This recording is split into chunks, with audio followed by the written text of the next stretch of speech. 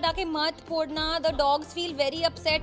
हाँ, I'm talking about animals again, but करना पड़ता है. A love for animals because they bring so much joy into our lives when we see them. Alia Bhatt is scared. She restricted my account. For context, I made a video on Alia Bhatt and Gucci where she was wearing heels, a bag and a coat made of leather, made from a murdered animal skin. Yes, Karan, because there is a way to launch actors. Are they outsiders? Yes. I'm so proud of you.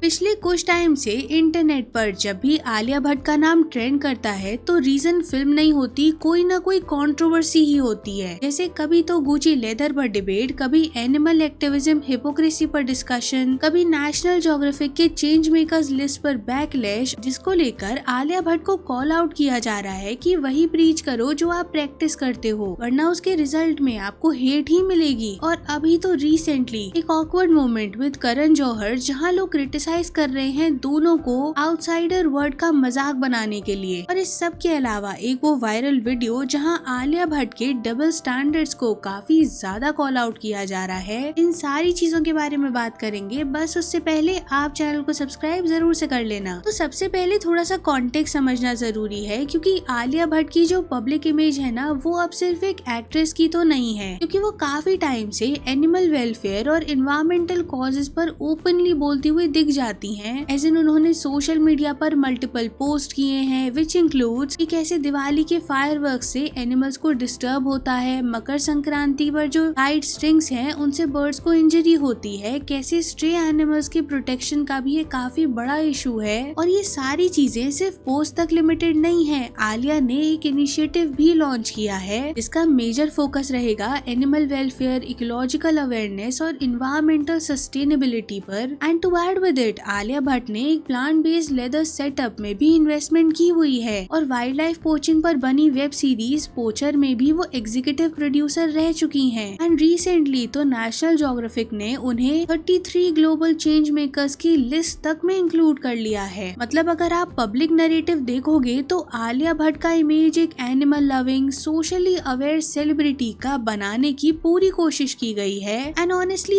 यही सबसे बड़ी वजह है आलिया पर हो रहे अभी criticism की, because in the year 2023 Alia Bhatt ने एक काफी ह्यूज माइलस्टोन को अचीव किया था, which was her being the first Indian global ambassador for Gucci, जो एक फैशन इंडस्ट्री के पर्सपेक्टिव से तो काफी ह्यूज डील थी। और उसके बाद आलिया ने मल्टीपल इंटरनेशनल फैशन इवेंट्स को अटेंड किया है, इंक्लूडिंग मिलान फैशन वीक, जिसके बाद उनके red carpet looks, designer outfits, luxury campaigns के बारे में काफी डिस्कशन हुए हैं, जो ऑन द सरफेस तो परफेक्टली ग्लैमरस लग सकते हैं, लेकिन इंटरनेट पर डिबेट तब स्टार्ट होती है जब luxury fashion brands including Gucci काफी सारे प्रोडक्ट्स में एनिमल लेदर यूज करता है। इस पॉइंट को अ लार्जर सेक्शन ऑफ लोग हाईलाइट करना शुरू कर देते हैं, beat bag, shoes, jackets. And cut to जब Alia Bhatt Milan fashion week में लेदर आउटफिट पहनकर अपीयर होती हैं, तो इंटरनेट का एक सेक्शन तुरंत उन्हें क्रिटिसाइज करते हुए बोलता है कि एक तरफ तो आप एनिमल वेलफेयर की बात करती हो, उनकी तरफ इतना सपोर्ट और केयर दिखाने की कोशिश करती हो, हर एक स्पेसिफिक फेस्टिवल पर आपकी साइड से रिएक्शन जरूर आ जाता है, लेकिन दूसरी तरफ आप ऐसे ब्रांड्स को प्रमोट कर रहे हो जो एनिमल्स की तरफ क्रूएल्टी दिखा रहे हैं। और देखो, ये कोई थोड़ा बहुत कॉन्ट्रडिक्शन नहीं है, क्योंकि सेलिब्रिटी